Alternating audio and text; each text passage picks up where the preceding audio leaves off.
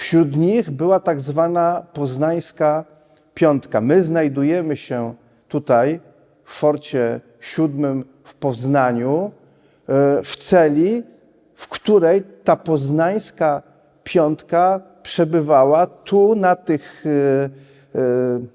odkrytych cegłach są podpisy tej piątki. Pozwolisz, że przeczytam.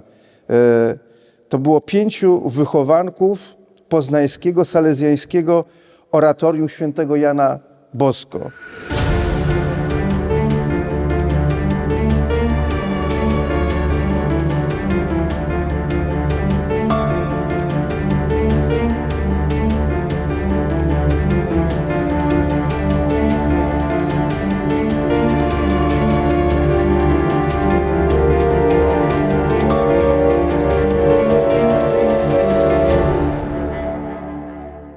W czasie rozprawy zostałem przez oskarżyciela przedstawiony jako wyraziciel całkowitego zniszczenia Polaków.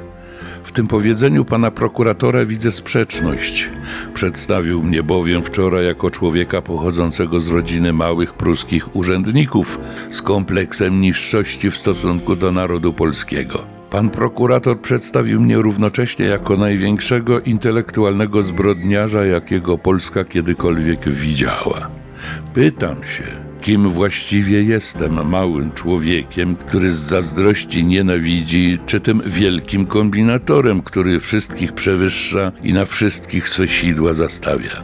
Bierze się więc mnie za kozła ofiarnego, bo jestem tym ogniwem, które najłatwiej można było schwycić. Umyślnie nie mówi się o niczym pozytywnym, co może dać dowód, że w rzeczywistości nie byłem ogniwem starej walki między Niemcami a Polakami, lecz byłem właśnie wskutek mojej polityki porozumiewawczej ogniwem łączącym.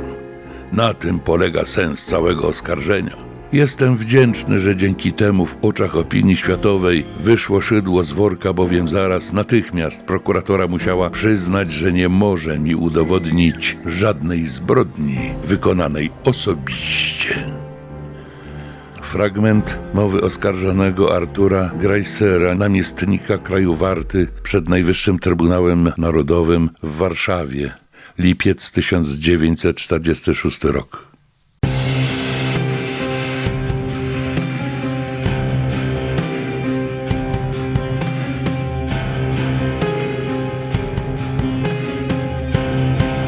Gdy mowa o ideologii niemieckiego narodowego socjalizmu i o niemieckiej okupacji na ziemiach polskich w czasie II wojny światowej, nie sposób pominąć zasadniczego elementu ideologii nazistowskiej, jakim był antykatolicyzm. Wbrew takim utartym stereotypom i opiniom, które twierdzą, że niemiecki narodowy socjalizm to właściwie był wytwór chrześcijaństwa, że bez chrześcijaństwa niemieckiego narodowego socjalizmu nie było, no to jak popatrzymy na wszystkie zasadnicze teksty ideologiczne narodowego socjalizmu i przede wszystkim biografię czołowych nazistów, no to widać wyraźnie, że oni byli jak najdalsi od katolicyzmu.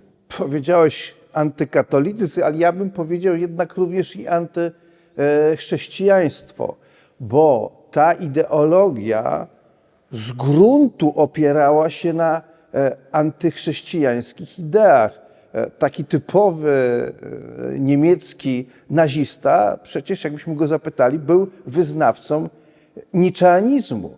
A niczeanizm głosił chwałę silnych i pogardę dla słabych. Ja tutaj mówię o takiej zwulgaryzowanej wersji. Cała ideologia nadludzi, Übermenschów, którą Niemcy zwulgaryzowali, ona była z gruntu rzeczy antychrześcijańska i nie do pogodzenia z nauką Jezusa Chrystusa. Wspomniałem o katolicyzmie w tym kontekście, który często też pojawia się w różnych popularnych, tak to nazwijmy, ujęciach nazizmu, no bo wspomina się, że przecież Adolf Hitler był ochrzczony w kościele katolickim, podobnie jak Heinrich Himmler, podobnie jak Józef Goebbels. Nazwiska związane z ludobójczą polityką nie tylko na ziemiach polskich III Rzeszy, a zapomina się o tym, że oni sami wielokrotnie mówili, że oni z Kościołem już rozstali się w wieku młodzieńczym. Tak, to ten argument możemy również odbić tym, wskazując, że Józef Stalin był wychowankiem prawosławnego seminarium. No to różne były losy tych ludzi urodzonych na przełomie XIX i XX wieku, ale jedną z cech charakterystycznych polityków owego czasu, polityków, którzy działali na masową wyobraźnię, tworzyli ruchy totalitarne, no, była walka przede wszystkim z ideologią chrześcijańską jako taką i to, że część z nich genetycznie, ich geneza, ich wychowanie było w jakiś sposób związane z chrześcijaństwem, no de facto o niczym nie świadczy. Powiedziałbym tak, nie wpłynęło na ich późniejsze postępowanie, wręcz przeciwnie. Tu właściwie nawet nie chodziło o ideologię, bo trudno mówić o tym, że istnieje ideologia chrześcijańska, pewien światopogląd, kultura szeroko pojęta wyrosła z ducha Ewangelii, ale skoro mówimy o tych dwóch totalitaryzmach, zwłaszcza w kontekście nazizmu, no to przypomnijmy, w 1937 roku papież Pius XI w przeciągu tygodnia publikuje encykliki, które potępiają z jednej strony nazizm, encyklika Mit brennender Sorge, i encyklika Divini Redemptoris o bezbożnym komunizmie. Ale stosunek do polskiego duchowieństwa ze strony Niemców i to, że Niemcy dokonując zagłady Polski, dokonywali również zagłady polskiego duchowieństwa, również związany był z tym czynnikiem narodowym, z ich polskością. Dla Niemców prawdopodobnie ważniejsze było to, że ta grupa, że księża stanowili bardzo istotną grupę społeczną w narodzie polskim i ta grupa społeczna, no, to nie ulega wątpliwości, to była część tej elity kierowniczej narodu polskiego, a celem Niemców od samego początku wojny było zniszczenie całej elity. No i Niemcy słusznie, wychodząc z założenia, że to jest jakby crème de la crème elity polskiej, rozpoczęli od zniszczenia i mordowania polskich księży. Tak, to jest bardzo charakterystyczne, że w różnych antykościelnych, wymierzonych w Kościół katolicki tu na ziemiach polskich wypowiedziach dygnitarze nazistowscy powracają do czasów pruskich, wskazując, że Bismarck i inni pruscy politycy popełnili błąd, nie docenili tego, że Kościół katolicki na tych ziemiach, nad Wartą i nad Wisłą, jest ostoją polskości. I my, nowi Niemcy, jak mówili o sobie narodowi socjaliści, już tego błędu nie popełnimy i przystąpili rzeczywiście do ostatecznego rozwiązania kwestii katolickich, zwłaszcza na ziemiach wcielonych do Rzeszy. No tak, bo przypomnijmy, to wszystko zaczyna się, czy to mordowanie rozpoczyna się wraz z wchodzeniem jednostek Wehrmachtu na terytorium Polski. Hitler i Niemcy, które wchodzą na terytorium Polski, mają już wyznaczony ludobójczy cel. Listy proskrypcyjne są przygotowywane na kilka miesięcy przed rozpoczęciem wojny za jednostkami Wehrmachtu, które również, powiedzmy to wyraźnie, popełniają zbrodnie, wkraczają na terytorium Polski Einsatzgruppen, czyli jednostki morderców, których celem jest dekapitacja polskiej elity i ta dekapitacja rozpoczyna już się od samego początku, od września. Tak, i częścią dekapitacji, eksterminacji tej polskiej elity jest coś, co można bez przesady nazwać księżobójstwem, bo jak popatrzymy na liczby, na skalę tej eksterminacji popełnianej przez państwo niemieckie w czasie okupacji tu na ziemiach polskich, to można powiedzieć o tym, że to było księżobójstwo. Niemcy wymordowali około 2000 reprezentantów polskiego duchowieństwa, księży, zakonników, zakonnic. W niektórych diecezjach, zwłaszcza na ziemiach które zostały po wrześniu 1939 roku wcielone do Rzeszy, mamy do czynienia z prawdziwą hekatombą. No dość wspomnieć, że w samej diecezji włocławskiej wymordowano niemal połowę, bo 49% wszystkich księży. No właśnie, ja teraz przypominam sobie promemoria prymasa Wyszyńskiego. W tych promemoriach co jakiś czas prymas wspomina o tym, że spotyka się ze swoimi kolegami z seminarium właśnie włocławskiego.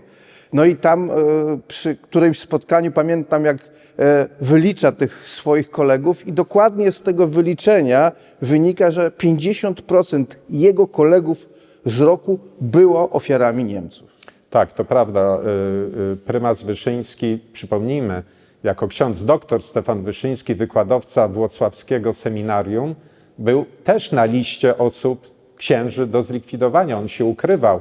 On musiał szukać schronienia w generalnym gubernatorstwie, gdzie między innymi ukrywał się w Laskach pod Warszawą. Natomiast no, my dysponujemy martyrologium Kościoła, które pokazuje rzeczywiście nazwiska osób prominentnych. Dość wspomnieć biskupa, pomocniczego biskupa diecezji włocławskiej Michała Kozala.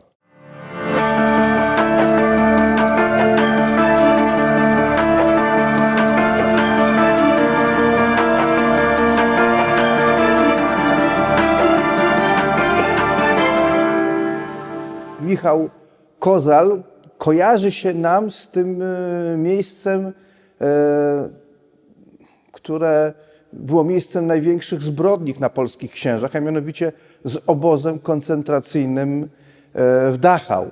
Tam było około 2000 polskich księży i prawie 900 z nich zostało przez Niemców zabitych. Jedną z tych takich najbardziej znanych postaci jest właśnie Michał Kozal, który, no właśnie, co charakterystyczne, już w listopadzie 1939 roku został aresztowany przez Niemcach w ramach właśnie Intelligenz Aktion, czyli tej akcji dekapitacyjnej warstwy przywódczej narodu polskiego. W 1941 roku został wysłany do obozu w Dachau i w 1943 roku, w styczniu 1943 roku został zamordowany zastrzykiem fenolu w serce.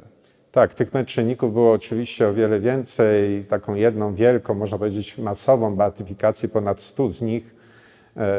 Tej beatyfikacji dokonał w 1999 roku w Warszawie papież święty Jan Paweł II, ale jeżeli mówimy o Kościele, też tej eksterminacji Kościoła w okresie niemieckiej okupacji, przypomnijmy też te fakty, które no, w tym kontekście są istotne, że to Kościół, instytucje kościelne w wielu przypadkach pomagały na przykład ofiarom Holokaustu, to znaczy Żydom, którzy szukali schronienia w klasztorach.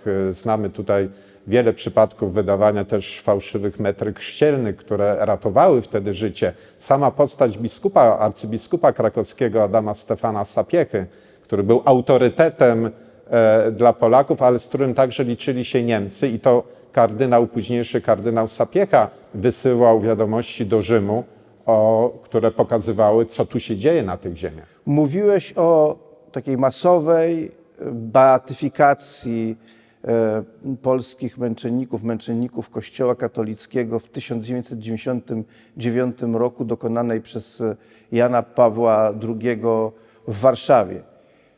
Wśród nich była tak zwana poznańska piątka. My znajdujemy się tutaj w Forcie VII w Poznaniu, w celi, w której ta poznańska piątka przebywała. Tu na tych odkrytych cegłach są podpisy tej piątki. Pozwolisz, że przeczytam. To było 5 wychowanków poznańskiego, salezjańskiego oratorium świętego Jana Bosko. To był Czesław Jóźwiak, urodzony w 1919 roku, Edward Kaźmierski, urodzony w 1919 roku, Franciszek Kęscy, urodzony w 1920 roku, Edward Klinik, urodzony w 1919 roku i Jarogniew Wojciechowski, urodzony w 1922 roku. ci młodzi ludzie, wychowankowie ojców salezjanów, zostali zaaresztowani przez Gestapo, ponieważ brali udział, byli podejrzani o wzięcie udziału w działalności organizacji podziemnej.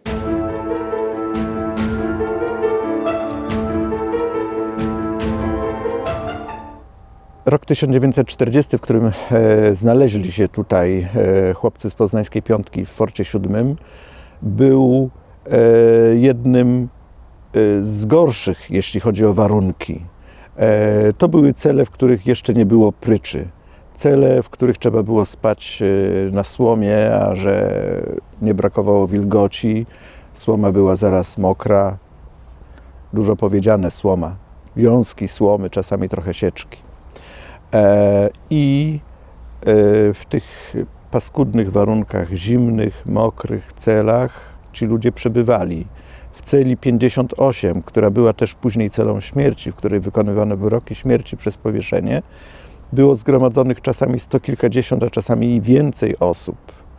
Wiemy ze wspomnień, zwłaszcza Henryka Gabriela, kolegi piątki, który przeżył i napisał piękną książkę Moi koledzy byli świętymi, że wszyscy, z wyjątkiem Edwarda Klinika, znaleźli się w celi 58. On był w innej celi, nie wiemy w której. W celi 58 znaleźli szczęśliwie miejsce obok siebie, 50 centymetrów, może trochę wyżej od tego legowiska, umieścili swoje podpisy na cegłach. Te podpisy do dzisiaj są widoczne. Jest też widoczny podpis Henryka Gabriela. Ucieszyli się, że są razem.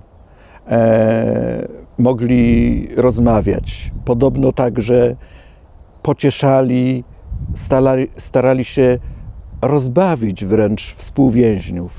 Ale życie tutaj w Forcie VII było rzeczywiście paskudne, okrutne. Stąd, z tej celi, przed którą stoimy, byli wyrzucani rano do tak zwanej toalety. Toalety, czyli latryny, 12 dziur, jedna długa decha, bo na co dzień było tu tylko wiadro w tej celi na załatwianie potrzeb fizjologicznych. Oczywiście pożywienie, które składało się z jakichś marnych porcji, musiało starczyć na cały dzień. Tortury najróżniejszego rodzaju wymyślne przy przesłuchaniach, przy pseudorewizjach. Chłopcy wspominali, że już przy pierwszej rewizji odebrano im tutaj różańce. Te różańce im udało się później przemycić, w jakiś sposób odzyskali. Były wyrzucone przez przesłuchującego, przez rewidującego ich SS-mana. Zostali zgilotynowani w Dreźnie w 1942 roku.